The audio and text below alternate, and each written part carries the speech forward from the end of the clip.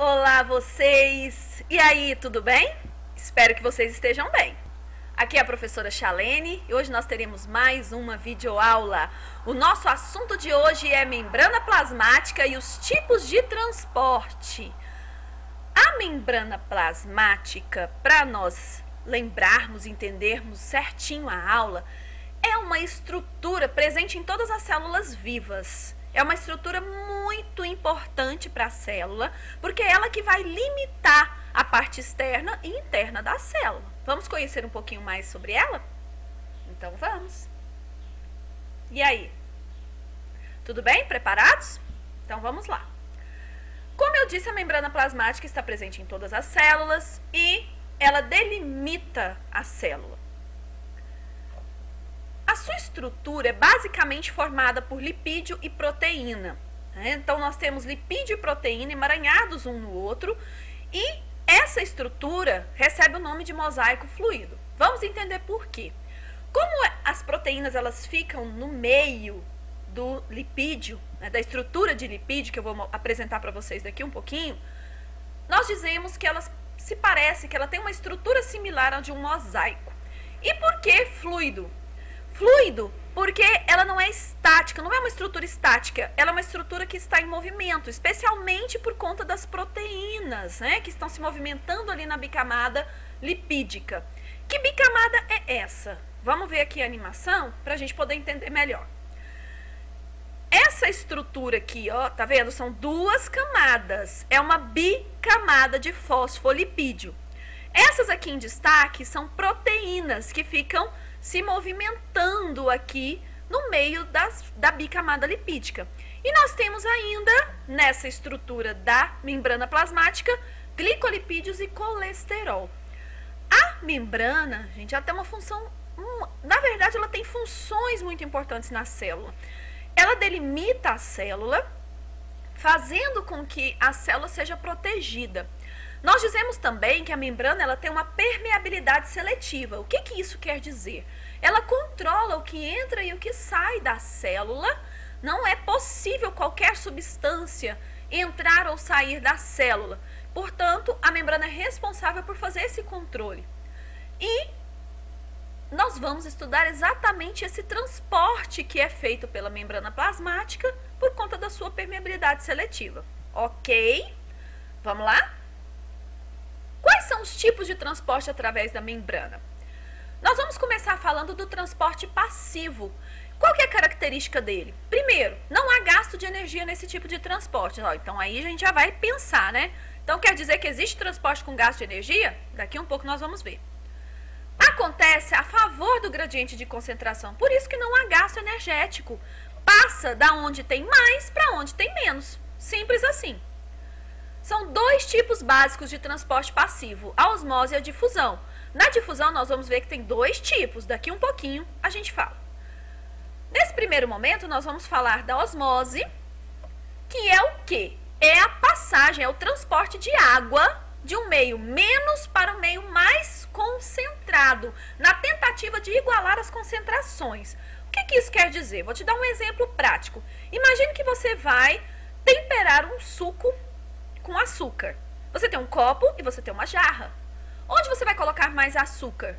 Na jarra, não é verdade? Se você colocar a mesma quantidade de açúcar que você colocaria na jarra no copo, você deixaria o copo de suco extremamente concentrado em açúcar. O que você iria precisar fazer para melhorar esse sabor de açúcar do copo que ficou extremamente concentrado? Você poderia colocar mais suco, correto? É mais ou menos isso que acontece na osmose, certo? Só que a osmose é a passagem de água do interior para o exterior, do exterior para o interior da célula, através da membrana. Olha só esse desenho aqui que eu penso que ajuda a gente a compreender um pouco. Nós temos aqui o lado esquerdo, cheinho com dessas bolinhas amarelas que estão representando a glicose. Água dos dois lados. E esses dois lados estão separados por uma membrana semipermeável, para simular a membrana plasmática. E o que acontece? A água ela passa do meio onde está mais concentrado para onde está menos concentrado. Para quê? Para que as concentrações se igualem. Então, nós vemos aqui, ó, que o volume de água abaixou e subiu do lado esquerdo. Por quê? Porque do lado esquerdo tem uma maior concentração de glicose, então a água passa para tentar igualar, assim como o nosso copo de suco. Lembra? Olha só essa animação. O que a gente vê nessa animação? Nós vemos que do lado direito nós temos uma concentração maior de soluto representado aqui pelas bolinhas verdes. E a água, então, ela passa para o lado direito através da osmose para igualar essas concentrações. É o mesmo que a gente vê nessa animação. As bolinhas azuis, representando a água, vão passar da onde tem uma menor concentração para onde tem uma maior concentração através da membrana plasmática, representada aqui por essa estrutura amarela. Então, nós veremos agora como que acontece a osmose em célula animal. Olha só, o comportamento da célula animal é diferente da célula vegetal. Para ilustrar a célula animal, nós vamos colocar aqui como exemplo a hemácia, que é um glóbulo vermelho ou célula sanguínea. Em solução hipertônica, em que o lado de fora da célula tem uma concentração maior do que o lado de dentro, a célula perde água por osmose. Então, o que acontece? A hemácia fica murcha devido à perda de água por osmose. Em solução isotônica, a hemácia, ela não altera sua estrutura. Por quê? Porque a quantidade de água que entra e sai da célula é a mesma. Então, ela se mantém em equilíbrio. Já em solução hipotônica, dentro da célula está mais concentrado do que do lado de fora. Então, a tendência da célula é ganhar água por osmose. E ela vai ganhar tanta água, vai ganhar água, que vai chegar um momento em que ela vai se romper, ela vai estourar, ela vai sofrer hemólise, que é a quebra da célula devido à quantidade excessiva de água que penetra na célula por osmose, já que ela está numa solução hipotônica. Nesse slide, o que nós podemos ver? Nós temos uma animação para poder ver o comportamento da hemácia nas diferentes concentrações. Então, nessa primeira animação, como a gente viu lá no outro esquema, a célula ganha água até ficar bem cheia a ponto de sofrer hemólise, a ponto de explodir. Por quê? Porque ela se encontra num meio hipotônico e por isso ganha água por osmose. Nessa segunda animação, a célula não sofre alteração, porque o meio é isotônico, a quantidade de água que entra e sai da célula é a mesma. E aqui nós temos a célula em meio hipertônico. Então, a célula nesse meio, como a concentração fora dela é maior, ela perde água por osmose, ficando assim murcha. Olha o tanto que a hemácia está murchinha, tadinha. Bom, e como que é a osmose em célula vegetal? A célula vegetal se comporta diferentemente da célula animal. Por quê? Por conta de duas estruturas básicas. O vacúolo, que aqui nessas célulazinhas representadas estão em azul, está em azul o vacúolo, e a parede celular, que está em verde, essa estrutura mais externa. A célula animal não tem parede celular.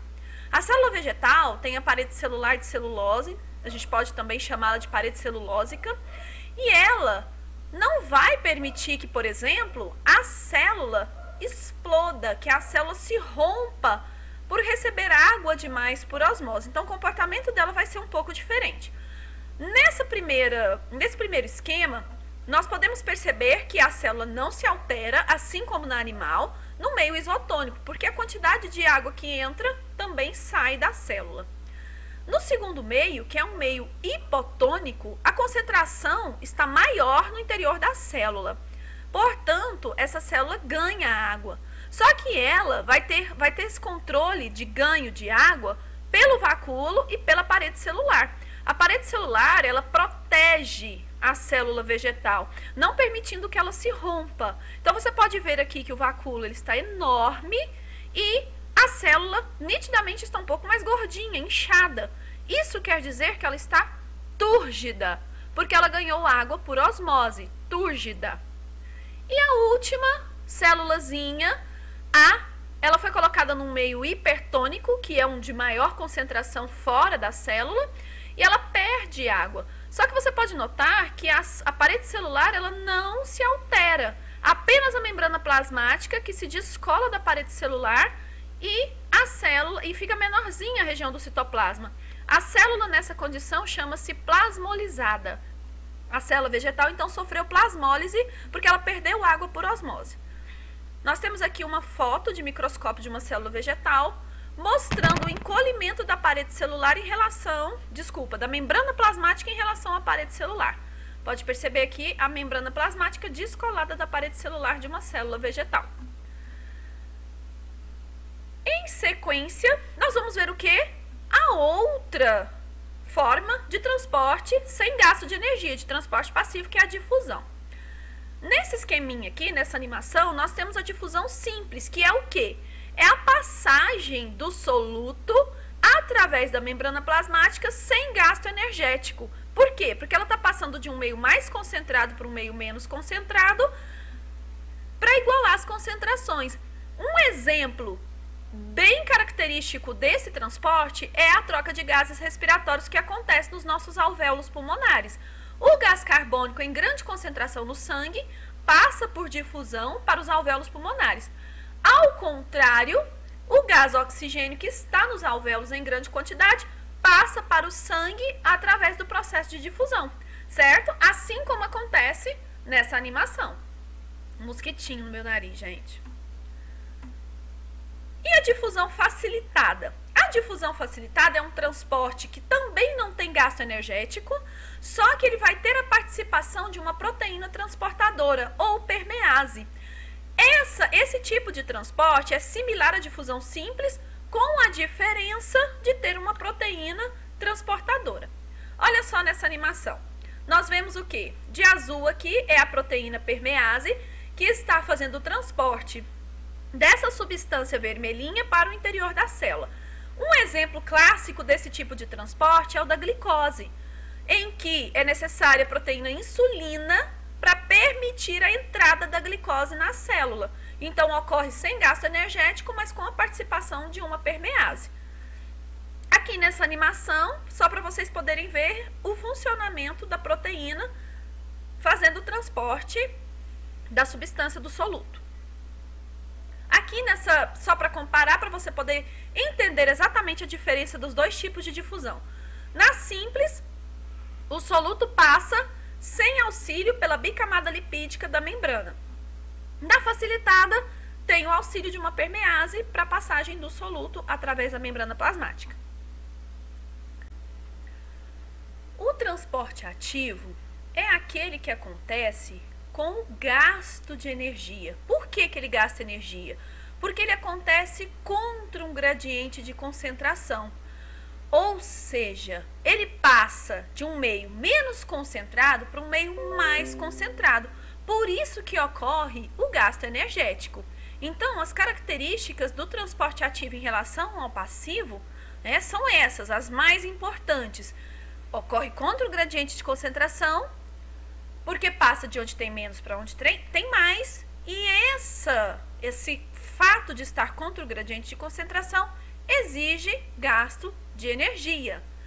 Um exemplo clássico é a bomba de sódio e potássio. O que vem a ser isso, professora? Vamos ver? Eu tenho aqui duas, na verdade, animações para você.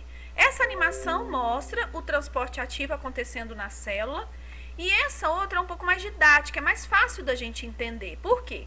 Porque nós vemos aqui de roxo a representação da proteína transportadora, que é necessária na bomba de sódio e potássio, assim como lá, lembra, no transporte passivo por difusão facilitada? O que está apresentando aqui? O sódio está sendo retirado da célula, mesmo fora da célula, tendo uma grande concentração. E o potássio está sendo colocado na célula, no interior da célula, mesmo dentro da célula já tendo muito potássio. Percebendo assim que há um transporte da substância contra o gradiente de concentração, dos íons contra o gradiente de concentração. É como se fosse aqui uma porta giratória. O sódio é retirado da célula e depois o potássio trazido para o interior da célula, sempre com gasto de energia, com gasto de ATP. Essa é a bomba de sódio e potássio, exemplo de transporte ativo. Para finalizarmos o transporte através da membrana, nós temos a endocitose, que é o quê? é o transporte de substâncias, na verdade, de grandes partículas, de fora para dentro da célula. Temos dois tipos. Nós vamos começar falando da fagocitose, que é o quê? É a capacidade que a célula tem de englobar partículas sólidas. E ela forma uma vesícula chamada de fagossomo, que é a própria partícula, né, sendo englobada pela célula, formando assim esse desenho, esse esquema que está sendo representado, mostra uma célula. Tá vendo o tamanho da partícula? A célula está englobando essa partícula por meio da fagocitose. Nós não vamos detalhar o processo, porque nosso objetivo aqui é apenas conhecer os dois processos de endocitose, tá? E diferenciá-los. E o outro processo de endocitose é a pinocitose, que é o englobamento de partículas líquidas pela célula.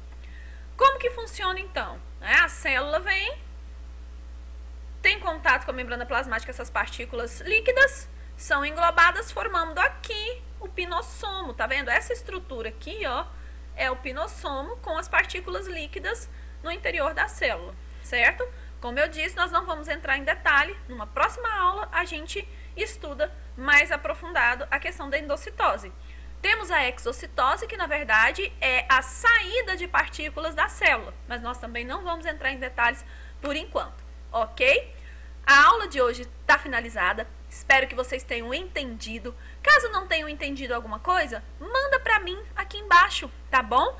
Não se esqueça de inscrever no meu canal, dá um like no vídeo, porque quanto mais likes você der, mais essa aula fica disponível para outras pessoas. Compartilhe o link com seus colegas para que eles possam assistir a aula, tá bom? Assistam os outros vídeos do canal. Espero poder ajudar vocês nas aulas que já passaram e nas aulas que ainda virão. Cada dia eu espero melhorar a qualidade das aulas para ajudar vocês a estudarem, certo? Foi um prazer estar aqui com vocês e até a nossa próxima aula. Bye, bye!